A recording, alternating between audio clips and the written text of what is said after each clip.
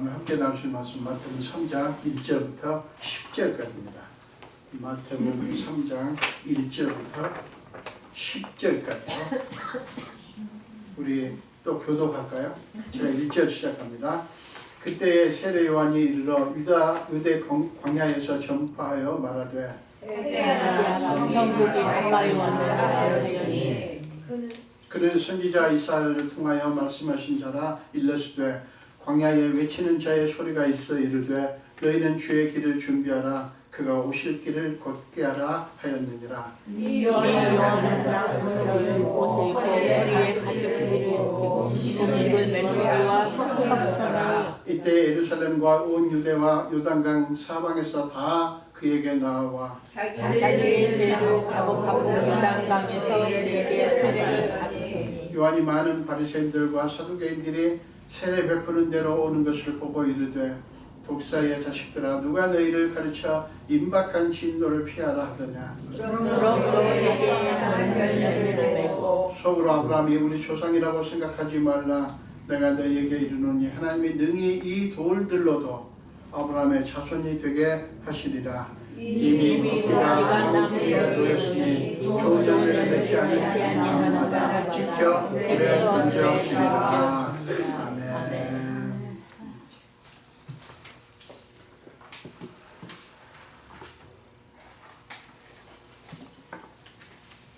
오늘 함께 봉독하신 말씀으로 주의 길을 준비하고 오실 길을 곧게 하라 라는 제목으로 함께 은혜를 나누도록 하겠습니다. 본문은 세례 요한이 유대 광야에서 사역을 하는데 그 사역이 굉장히 독특하다고 하는 것. 그러니까 세례 요한이 광야에서 독특한 사역을 했다고 하는 것을, 그 사역이 어떤 것인가 하는 것을 우리에게 보여주는 말씀입니다. 세례 요한의 사역은 사역의 타이밍과 방식과 메시지가 특별히 특이합니다. 그의 사역은 광야에서 이루어졌고요. 그 다음에 그의 메시지는 단순하고 명료했습니다. 그게 뭐였죠? 회개하라, 천국이 가까이 왔느니라 라는 것이었어요. 그것은 너무나 오랫동안 들리지 않았던, 그래서 들을 수 없었던 메시지였어요. 여러분, 지금 이 상황이 어떤 상황인지를 좀 아실 필요가 있는데, 이스라엘이 바벨론의 포로로 잡혀갔다가 70여 년 가까이 지난 후에 돌아왔잖아요. 돌아왔지만 완벽한 그 독립은 이루어지지 않았습니다. 그리고 이제 마지막으로 여러 나라를 거치면서 마지막으로 로마의 압제하에 있습니다. 로마의 식민지에 말하자면. 그런데 로마는 왕을 비롯하여 여러 가지 종교 일들을 아주 굉장히 독립적으로 할 수 있게 해주었어요. 그래서 유대교라고 하는 종교는 왕성하게 활동을 하도록 했습니다. 그러니까 로마의 압제하에서 지금 있는 거예요. 그러니까 거의 기원전 180년에서 한 10여 년 동안 마카비 혁명이라고 하는, 그러니까 독립전쟁이 일어났는데, 그리고도 사실은 독립이 안 됐어요. 그리고 헬라를 거쳐서 이제 로마에 지금 지배를 받고 있습니다. 지금 그런 정치적인 상황이에요. 제가 원고에 나눴습니다만은 그런 상황입니다. 근데 종교는 그대로 있었어요. 제사를 비롯하여 종교 행위도 그대로 있었고요. 종교 시스템도 잘 갖추어져 있었습니다. 그런데 그들의 종교 행위들 속에는 하나님의 뜻을 찾는다거나 회개를 한다거나 순종한다거나 그런 모습은 없었어요. 그러니까 굉장히 종교적이 된 거예요. 종교화된 거예요. 그러니까 실제적인 신앙의 어떤 실제적인 어떤 능력이라든가 이런 것들이 나타나는 것은 없고, 애언의 말씀이라든가 뭐 이런 게 없고, 그냥 종교적인 행위만 있는 거예요.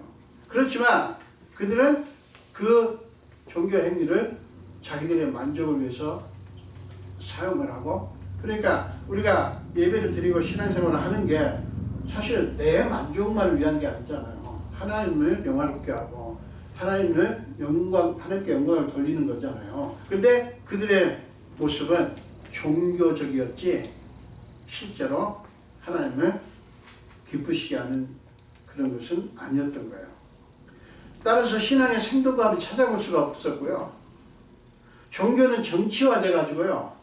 종교가 어떻게 사용됐냐면 백성들을 억압하고 통제하는 수단으로 전락을 했어요. 그러면서 하나님이 역사하신다고 하는 어떤 영적인 징후는 전혀 찾아볼 수가 없었습니다. 이때 세례 요한이 혜성처럼 나타난 거예요. 자, 누가복음 1장을 보면 제가 몇 구절을 읽겠습니다. 1장 13절에 보면 이런 말씀이 나옵니다. 천사가 그에게 이르되 사가랴여, 사가랴는 당시의 제사장입니다. 사가랴에게 임하신 거예요. 천사가. 무서워하지 말라. 너의 간과함이 들린지라. 네 아내 엘리사벳이 네게 아들을 낳아 주리니 그 이름을 요한이라 하라.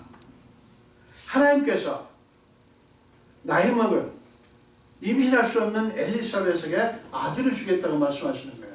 당시에 사가랴에게.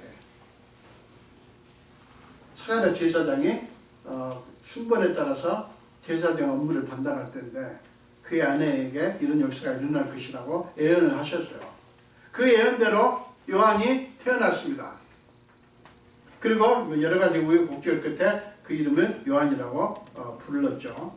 그런 다음에 이제 그에 붙인 사가랴가 성령이 충만해가지고 이런 예언을 합니다. 76절, 누가복음 1장 76절, 77절 보겠습니다. 이 아이여, 네가 지극히 높으신 이의 선지자라 일컬음을 받고 주 앞에 가서 그 길을 준비하여 주의 백성에게 그 죄의 사함으로 말미암는 구원을 얻게 하리니. 제가 이렇게 두 절만 읽겠습니다만 쭉 사가랴가 자기 아들에 대한 예언을 말씀을 합니다. 그리고 누가복음 1장 80절을 보면 어떤 말씀이 나오냐면 그는 이스라엘에 나타나기까지 빈들에 있었습니다. 그러니까 이스라엘에 나타난다고 해서 뭐예요? 사역을 시작하기 전까지, 그때까지 빈들에서 산 거예요. 빈들에서. 그러다가 어느 날 광야에서 회개하라, 천국이 가까이 왔느니라라고 외치기 시작한 거예요. 그것은 화석화된, 그러니까 완전히 굳어버린, 돌멩이처럼 굳은 그들의 신앙을 깨우고 그들의 마음을 깨는 소리였어요. 그런 의미에서 요한은 죄를 책망하며 회개하라고 외친 구약 최후의 선지자라고 볼 수가 있었고요. 그 다음에 그는 구약의 율법 시대를 끝내고 신약의 은혜 시대를 준비하는 선구자 역할을 한, 말하자면 선지자였어요. 정말 오랫동안 선지자가 없었어요. 선지자가 역사를 안 했어요. 활동을 못 했어요. 근데 느닷없이 요한이 나타나가지고 하나님이 보내셨잖아요. 요한이 나타나서 이런 회개하라 천국이 가까웠느니라고 하는 복음을 전한 거예요. 요한이 외친 천국이 가까이 왔느니라는 표현은 무엇을 의미하는 것일까요? 이 질문은 뭐냐면 천국이 뭐냐는 거예요. 천국이. 이 천국을 설명하자면 한정이 없습니다만 일단 본문과 관련해서 천국을 좀 보겠습니다. 천국은요 다른 게 아니에요. 간단히 말하면 예수님이 왕이 되셔서 통치하시는 나라가 천국이에요. 물론 우리는 이제 이 세상을 떠나서 하나님 나라 천국에 들어갈 것입니다. 우리가 앞으로 영원히 살 곳도 천국이에요. 이 땅은 지금 임시로 텐트 생활하는 거예요. 소풍하는 거예요. 소풍. 우리 지금 소풍 나와서 살고 있습니다. 캠핑하고 있는 거예요. 말하자면. 천국을 한마디로 말하면 하나님이 왕이 되셔서 하나님이 다스리시는, 예수님이 다스리시는 나라가 천국이에요. 그러니까 왕이신 주님이 없이는 천국이 아니에요. 그러니까 예수님을 뺀 다른 어떤 존재가 거기에 천국의 왕일 수가 없어요. 그러므로 천국이 가까웠다고 하는 것은 쉽게 말하면 천국의 왕이신 그분이 오셨다고 하는 것을 의미하는 거예요.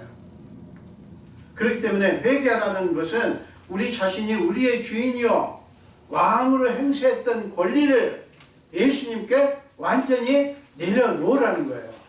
자, 회개는 아주 쉽게 말하면 여러 가지 우리가 잘못한 거, 죄 지은 거, 뭐 악을 행한 거, 뭐 실수한 거 여러 가지 다 하나님 앞에 우리가 고백하고 자백하는 게 회개지만 회개의 가장 근원적인 신학적인 의미는 우리 자신이 우리의 주인이 돼가지고 우리 마음대로 행사했던 그 말하자면 주인의식을 하나님 앞에 완전히 내려놓는 거예요. 여러분, 저와 여러분의 주인은 우리가 아니에요. 예수님입니다. 예수님이 주인이에요. 착각하면 안 돼요. 우리가 우리 몸을 마음대로 움직이지만 생각하고 하지만 사실 우리 그리스도인들은 누구를 주인으로 모셔요? 하나님을 주인으로 믿고 그분을 주인이라고 생각하는 거예요. 여러분 동의하십니까? 아멘. 이거를 무슨 소리예요? 내가 예수를 믿긴 믿지만 예수님이 나의 주인 아니죠? 내가 내 주인이죠? 라고 하는 것은 예수를 아직 안 믿으시는 거예요. 이거 쉽습니다. 그래서 우리 그리스도인들은 계속해서 어떤 싸움을 싸우냐면 내가 주인의식을 가지고 내가 주인 행세하는 거 이것과의 싸움이에요. 이것과의 싸움이에요. 여기서 완벽하게 100% 이 문제가 해결된 사람은 사실은 없어요. 이 땅에 사는 동안은 우리는 계속해서 이 싸움을 싸우는 것입니다. 여러분 회개가 뭐라고요? 내가 내 스스로의 주인이라고 생각하고 주인 행세를 하는 것을 하나님 앞에 내려놓는 거예요. 나의 주권을, 나의 권리를 예수님께 양도하는 거예요. 그게 회개예요. 여러분 이게 굉장히 중요합니다. 세례 요한의 이 외침은 이사야 선지자의 외침이 이루어지고 있다고 하는 것을, 그게 예언의 성취라고 하는 것을 보여주는 게 3절이에요. 그는 선지자 이사야를 통하여 말씀하신 자라 일러스되 광야에 외치는 자의 소리가 있어 이르되 너희는 주의 길을 준비하라 그가 오실 길을 곱게 하라 하셨느니라. 이사야서 4장 3절 말씀을 지금 인용하면서 세례 요한은 바로 그 이사야 선지자가 외친 그분이다. 그 얘기를 하는 거예요. 세례 요한의 나타남과 사역이 우연히 일어난 것이 아니라 오래전에 하나님이 미리 다 준비하신 하나님의 구원 계획대로 지금 이루어지고 있는 일이라고 하는 것을 보여주는 거예요. 그러니까 세례 요한은 천국의 도래, 메시아로 오신 예수 그리스도의 도래를 준비하는 자인 거예요. 그러니까 포런너라고 하죠. 세례 요한은 포런너예요. 예수님을 위한 선구자, 앞서서 준비하시는 분인 거예요. 본문은 그런 요한에 대해서 요한을 이렇게 소개를 하죠. 4절 보세요. 이 요한은 낙타털 옷을 입고 허리에 가죽띠를 띠고 음식은 메뚜기와 석청이었더라. 여러분 이게 지금 뭐예요? 먹는 게 메뚜기와 석청인 거예요. 낙타털 옷을 입고. 이게 무슨 말이냐면 그의 인간적인 모습에 대해서 충분히 우리가 상상을 할 수 있지 않습니까? 완전 거짓골 아니에요 지금. 그는 왜 이런 모습으로, 그것도 왜 사람들이 없는 광야에서 회개하라 천국이 가까이 왔느니라 라는 메시지를 외쳤을까요? 품위와 위엄을 갖추고 그런 정말 멋있는 모습으로, 그리고 사람들이 많이 모이는 광장에서 외쳐야 효과가 있을 거 아니에요. 아니 광야에서 외치다가 누가 들어요? 그런데 이런 초라한 모습, 정말 인간적으로 흠모할 만한 것이 조금도 없는 이런 모습으로 지금 광야에서 외치는 거예요. 그것이 의미가 있습니다. 보여주는 게 있어요. 여러분 광야가 어떤 곳입니까? 사막이 어떤 곳입니까? 거친 들이 어떤 곳입니까? 사람들이요 물론 잠시 관광으로 갈 수는 있어요. 그러나 그곳은 살기에 적합한 곳이 아니에요. 광야는 예루살렘의 정치, 종교, 기득권층의 영향력에 전혀 미치지 않는 곳이에요. 정치, 경제, 종교 활동도 전혀 없는 것이고요. 사람들을 끌어모을 만한 어떤 매력 포인트도 찾아볼 수 없는 것이고요. 따라서 어떤 인간적인 교류나 활동도 일어나지 않는 곳이에요. 그게 광야예요.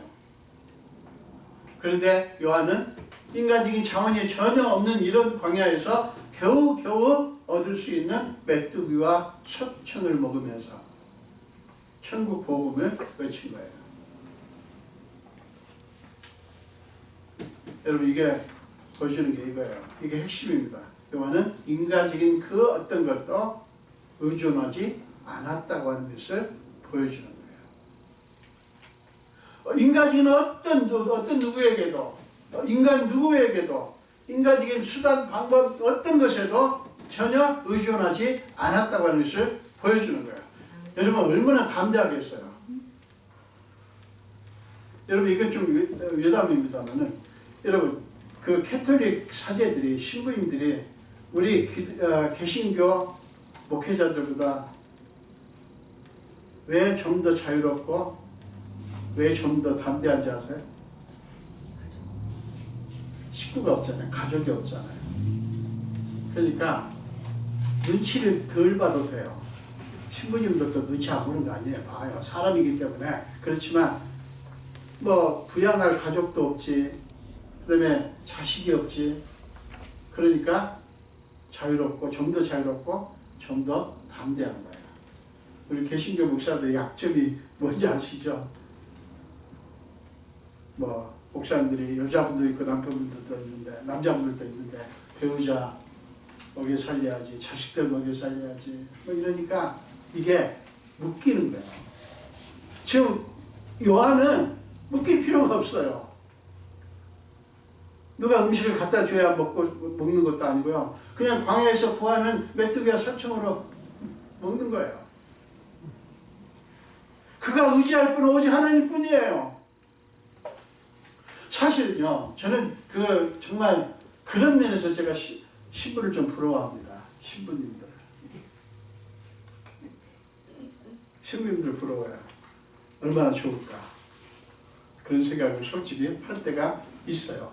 안 좋은 것도 있죠. 안 좋은 것도 있는데. 사모님 싫어하시는데. 부러워할 때가 있어요.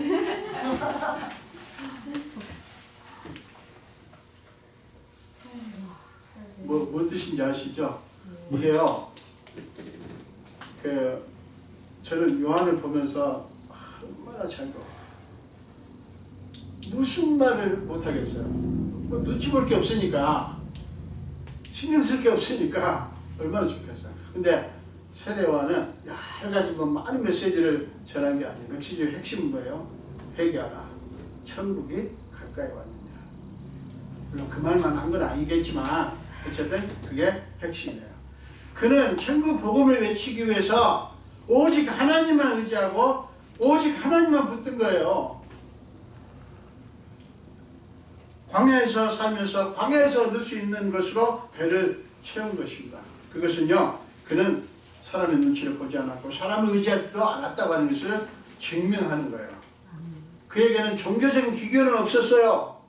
뭐 신학교육을 받았거나 뭐 그런 것도 아니고요. 사제, 선지자 교육을 받았거나 그것도 아니에요. 그렇지만 하나님만 바라보는 순수한 믿음의 사람이었던 거예요. 여러분, 이게 중요합니다. 우리가 순수하게 믿음만 바라보고 하나님만 붙들고 하나님을 의지하지 못하게 하는 것들이 얼마나 많은지 몰라요. 우리 삶에. 여러분, 요한이 외친 천국 복음은 이 세상에서 안락하게 잘 먹고 잘 살기 위한 복음이 아니에요. 원래 복음이 그래요. 오히려 이 세상에 매였던 것을 다 끊어버리고 하나님의 가치를 붙들고 살라는 것이 복음이에요. 여러분, 그 말은 무조건 이 세상을 거부하라, 부정하라는 뜻이 아니에요. 뭔 뜻인지 아십니까?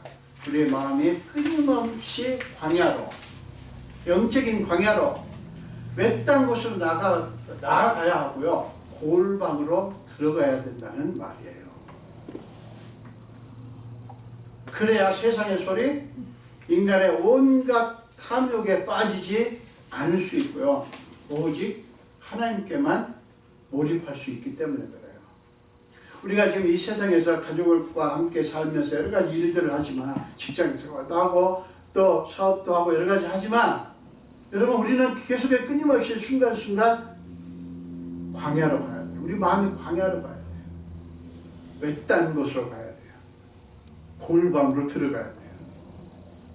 예수님이 뭐라고 했죠? 기도할 때 사람들 앞에서 기도하라? 아니요. 골방으로 들어가서 은밀한 중에 보시는 하나님께 기도하라고 했어요. 우리가 그 은밀한 곳으로 들어가야 돼요. 하나님과 나와만 대면할 수 있는 곳으로 자꾸 들어가야 되는 거예요. 여러분, 그리스도인들이 세상 가치에 묶여 있으니까, 세상 가치에 묶여서 사니까 자꾸만 세상 물질과 명예와 권력을 탐하게 되고요. 결국에는 그것들의 노예가 되는 거예요.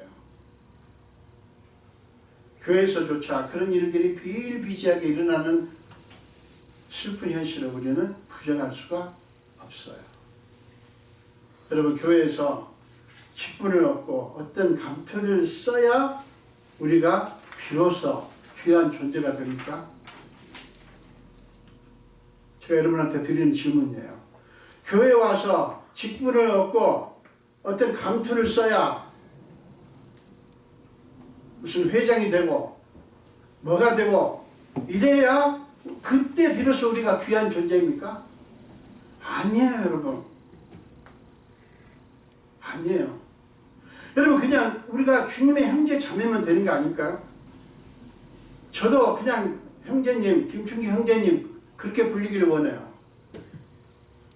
형제 자매면 되는 거 아닐까? 그것으로 충분하지 않습니까? 아니요, 목사님 그거 안 돼요. 그렇습니까? 여러분, 이게 심각한 문제예요. 교회 와서 무슨 직분을 얻어야 되고 무슨 감투를 써야 그래야 비로소 내가 존재 가치를 느끼고, 이게 뭡니까 이게? 이런 일들이 얼마나 많아요.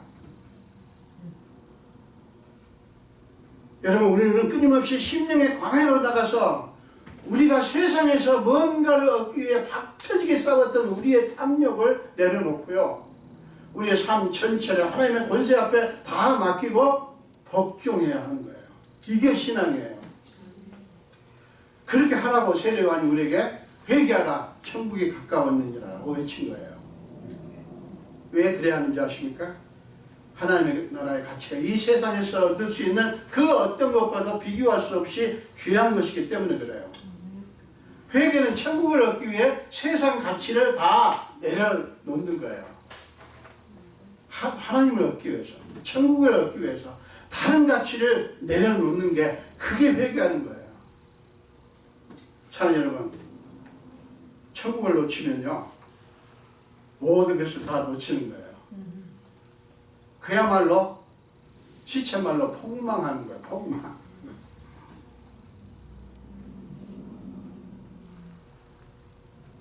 그런지도 모르고 천국의 가치가 뭐고 천국의 가치가 뭐고 하나님이 뭐고 이 세상 것을 얻기 위해서 그냥 얼마나, 제가 박터지게 싸운다는 표현을 썼는데 그야말로 박터지게 싸우는지 모릅니다. 그런 의미에서 회개하라, 천국에 가까웠느니라 라는 외침은 두렵게 하는 소리가 아니에요. 은혜와 사랑의 소리입니다. 회개하는 말 들으면 여러분 별로 안 좋아해요. 누군가가 자매님 회개하세요 그러면 이씨 화내요, 화. 그래서 요새 강단에서 여러분 회개하십시오 그런 소리 잘 안 해요. 근데요, 회개하는 소리야말로 은혜의 소리고 사랑의 소리예요. 물론 그 회개하는 소리를 다른 용도로 사람들 그냥 힘들게 하는 용도로 쓰는 분들도 더 있죠. 자, 우리는 왜 회개를 계속해야 되냐면 자꾸만 하나님 나라의 가치를 우습게 여기니까. 뭐 때문에요? 세상 가치 때문에. 그렇다고 해서 하나님이 세상 가치 다 무시하는 게 아닙니다. 여러분 누리세요. 주신 것 누리세요. 물질도 누리시고 명예도 누리시고 다 누리십시오. 그러나 그거는 일시적으로 쓰고 있는 거예요. 지금.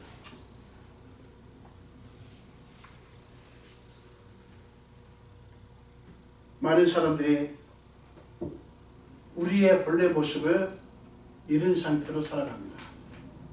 우리의 본래 모습은 뭐예요? 하나님의 형상이 담긴 그릇이에요. 우리가 원래 하나님의 형상으로 우리를 지으셨어요. 우리가 지금 이렇게 생겼지만 이래 봬도 하나님이 자신의 형상을 부어서 우리를 만드셨다고요.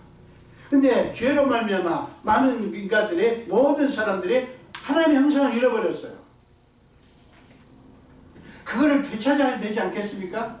본래 우리 모습을 되찾아야 되지 않나요? 없어도 괜찮아요? 여러분 뭐 하나만 잊어버려도 얼마나 열심히 샀습니까? 근데 우리가 잃어버린 우리를 되찾는 일에 게으를 수가 없잖아요. 여러분 그래서 우리는 이거를 찾아야 돼요. 우리는 천국을 잃어버렸어요 지금. 그렇기 때문에 회개라고 하는 요한의 외침은 하나님의 안타까움의 표현이에요. 사랑의 외침이고 은혜의 외침이라고요. 여러분 자식들이 잘못된 길로 가고 있어요. 정말 이상한 길로 빠지고 있어요. 뭐 지 인생이지 뭐. 지 알아서 하겠지 그러는 엄마 아빠가 있습니까? 아니에요. 나중에 나무라다가 나중에는 어떡합니까?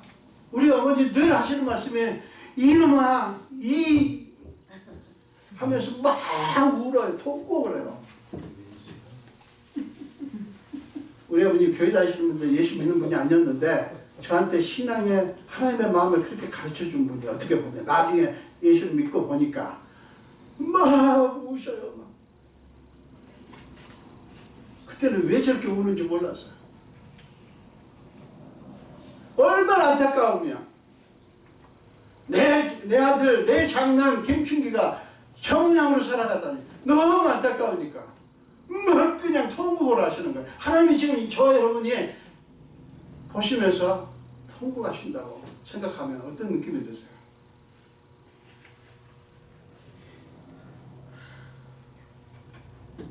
여러분 세례요한이 광야에서 그렇게 외치니까 사람들이 반응을 하기 시작했습니다. 5절 6절 보세요. 이때 예루살렘과 온 유대와 요단강 사방에서 다 그에게 나와 자기들의 죄를 자복하고 요단강에서 그에게 세례를 받다니. 그런데 그때 많은 바리새인들과 사두개인들도 세례 베푸는 곳에 오고 있었습니다. 자, 그 모습을 보고 요한이 어떻게 반응을 하죠? 독시자의 자식들아 누가 너희를 가르쳐 임박한 진노를 피하라 하더냐 라고 외칩니다. 여러분 요한이 왜 그렇게 무시무시하게 혹독하게 외쳤을까요? 여러분 이것은요 그들의 신앙생활, 그들의 종교 행위의 목적이 크게 잘못되어 있기 때문이에요. 그들의 종교 행위는 그저 하나님의 진노를 피하기 위한 눈가림이었던 거예요. 진노를 피하기 위한 눈가림, 일종의 속임수예요. 하나님을 사랑해서 하나님을 영화롭게 하기 위해서 하나님을 높이기 위해서 하는 게 아니라 하나님의 심판을 피하기 위해서. 말하자면 간단히 말하면 이런 거예요. 쉽게 말하면 하나님께 혼날까봐 교회에 나와서 예배드리고 그다음에 하나님이 축복하지 않으실까봐 그 다음에 하나님이 내게 있는 복을 빼앗아 갈까봐 11조와 이런 저런 헌금을 드리는 것과 같은 이치예요. 그들이 그렇게 한 거예요. 신앙생활을. 여러분 그렇게 하지 마세요. 그렇게 하실 필요가 없어요. 요한이 그들에게 공면하면서 무엇입니까? 8절이에요. 그러므로 회개에 합당한 열매를 맺고 이것은 뭐냐면 단순히 어떤 행위 즉 도덕 기준을 이루라는 말씀이 아니에요.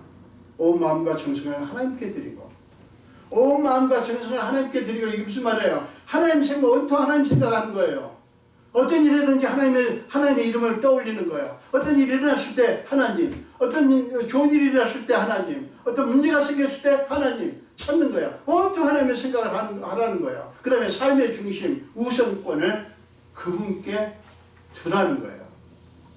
그게 회개에 합당한 열매를 맺는 거예요. 은근슬쩍 구름이 담 넘어가듯 눈 가리고 아웅하지 말고 잔꾀나 부리고 그런 거 하지 말고 하나님께 진실하고 그분께 온전히 순종하라고 하는 말씀이에요. 그리고 신앙생활 정말 그렇게 은근슬쩍 하지 맙시다. 아니면 아니고 기면 기고. 여러분 제가 여러 번 말씀드리지만 교회 일을 억지로 하지 마세요. 절대로 억지로 하지 마세요. 생각해 보세요. 여러분 내 누군가가 일을 시켰는데 누군가에게 일을 시켰는데 내 눈 살살 속이면서 내가 안 볼 때는 그냥 어디서 놀고 앉아있고 내가 볼 때는 그냥 막 하고 그런 사람 여러분들이 누구 일을 시켰는데 그러기를 원하십니까? 고개를 아무 반응이 없으신 거 보니까 우리 하나님 정말 너무 좋은 분 아닙니까? 뭐 참아주시고 기다려주시고. 여러분 요한은 자기에게 나오는 바리새인들과 사두개인들을 저주하는 게 아닙니다. 독사의 자식들이라고 했다고 저주하는 게 아니에요. 여러분 오해하지 마세요. 안타까움이 너무 심한 거예요. 마음이 너무 아픈 거예요. 요한은 그들의 속마음을 들여다보고 그들을 바로잡아 주기 위해서 극단의 극약 처방을 지금 하는 거예요. 종교 행위를 내세우거나 자랑하지 말고 하나님을 자기 자신이 아니라 하나님을 영화롭게 하고 하나님의 심정으로 사람들을 사랑하라는 거예요. 얼렁뚱땅 하나님의 소리를 들지 말고 진실되게 하라는 거예요.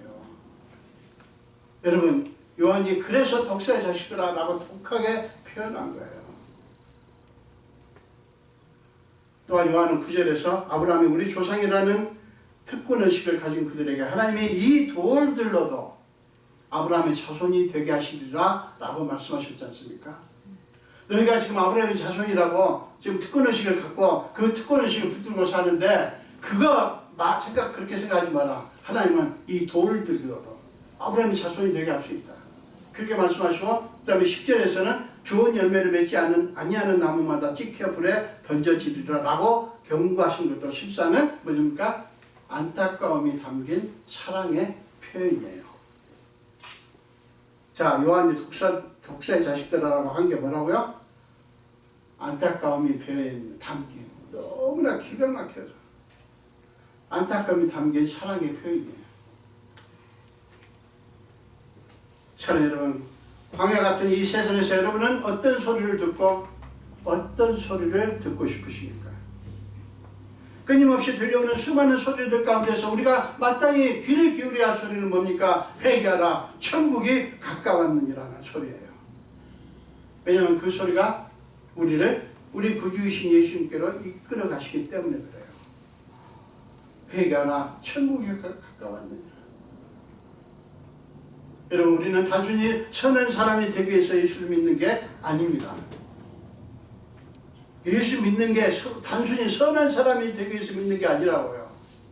예수 믿고 예수님의 자녀가 되면 그거는 자연스럽게 되게 돼 있어요. 날마다 우리 마음의 중심을 그러면 목적이 뭐냐? 날마다 우리 마음의 중심을 하나님께 돌려놓는 것이 신앙생활의 진짜 목적이에요. 날마다 우리의 중심을, 마음의 중심인 우리의 사랑을, 마음의 중심을 우리한테서 빼서 하나님께 돌려놓는 것, 이게 믿는 진짜 목적이라고요.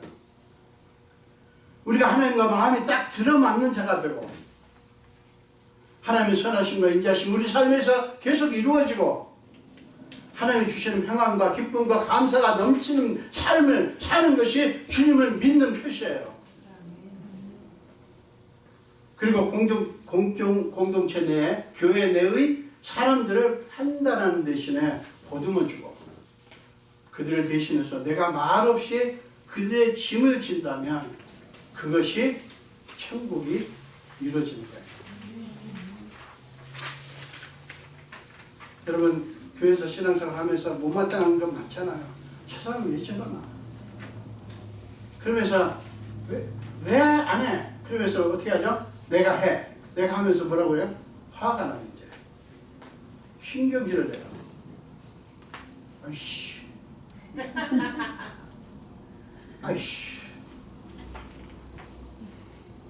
제가요 좀 나쁜 좀 정갈한 사람인데도 때로 이제 샤워하고 그러면서 이제 벗어놓은 내일을 그냥 둘 때가 있어요. 그러면 집사람이 치우죠. 말없이 치워요. 치우는데 어떤 때 신경질이 나죠. 아, 신경질 안 나겠어요? 아, 자기가 벗어놓은 옷을 자기가 치워야지. 제가 치우지 않고 집사람이 치운단 말이야. 그러니까 한 번은 99번 치워요. 아무 말 없이. 근데 한 번 해요. 신경질이 났어. 맞죠? 신경질 나야죠. 그죠? 아니야? 그래서 내가 그랬어요. 하지마. 왜 하고 신경질 내? 차라리 하지마. 라고 한 적도 있습니다. 맨날 그렇다는 게 아니고 전에 그랬단 말이에요. 지금은 아니고.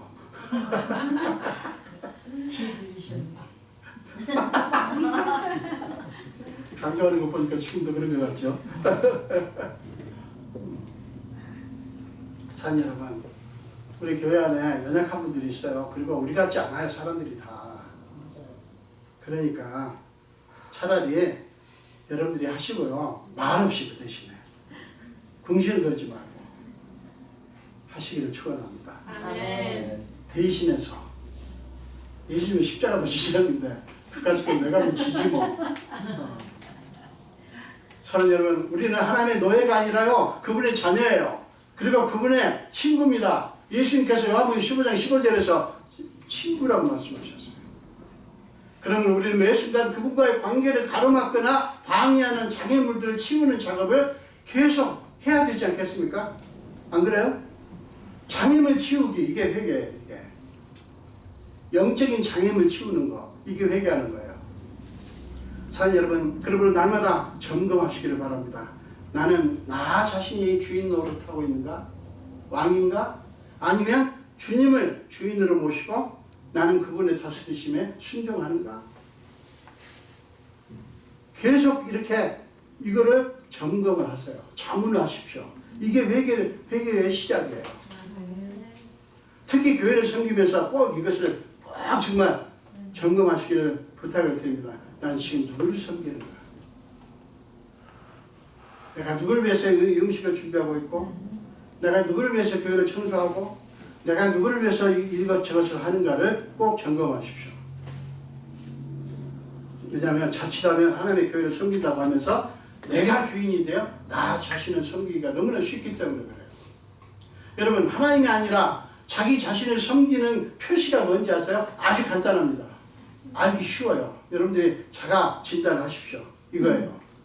원망이 나오고 비난이 나오고 짜증이 나는 거예요. 화가 나는 거예요. 원망과 비난과 짜증이 그게 나오면 여러분들이 하고 생각하셔야 돼요. 교회를 섬기면서 기쁨과 감사 대신 원망과 짜증이 나고 자꾸 누군가를 비난하고 싶은 감정이 든다면 재빨리 내가 혹시 하나님이 아니라 자신을 섬기는 것인가? 라고 스스로 물으시기를 축원합니다. 그런 감정을 그냥 넘어가면 안 돼요, 여러분. 큰 병듭니다. 병들어요. 그런 다음에 여러분에게 기쁨과 감사가 돌아올 때까지, 그러니까 섬기는데 기쁨과 감사가 돌아올 때까지 일단 하던 일을 멈추고요. 주님께 나아가서 주님께 집중하시고 주님께 부르짖으세요. 지금 내가 교회 오면 자꾸 화가 나고 신경질 나고, 교회를 하면서 자꾸 화가 나고 신경질 나는데 내 마음을 좀 다스려 주세요. 그게 회개예요. 참 여러분, 그것이 주의 길을 준비하고 그가 오실 길을 곱게 하는 것입니다. 우리 모두에게 이런 축복이 순간 이런 축복이 있어지기를 주님의 이름으로 축원합니다. 기도하겠습니다. 예수님 감사합니다. 오늘 또 생명 주시고 주의 전도를 불러주시고 함께 말씀을 나누게 하신 주님, 우리가 뭔데 우리가 어떤데 하나님께서 먼저 우리를 사랑하시고 우리가 부탁도 안 했는데 하나님께서 독생자를 보내셔서 우리를 위해서 죽게 하셨습니까? 아버지요, 우리는 그것도 모르고 얼마나 교만하게 하나님을 우습게 여기고 살아왔는지를 생각하며 주님 앞에 회개합니다. 아버지요, 우리가 주나라에 갈 때까지 끊임없이 우리를 유혹하는 내가 주인 되고 싶은 마음, 내 마음대로 하고 싶은 그 욕구를 주님 앞에 완전히 내려놓는 그런 회개 역사가 계속 이루어지게 하시고, 그래서 우리 삶에 참 천국이 이루어지게 하여 주옵소서. 감사드리고 예수 이름으로 기도합니다.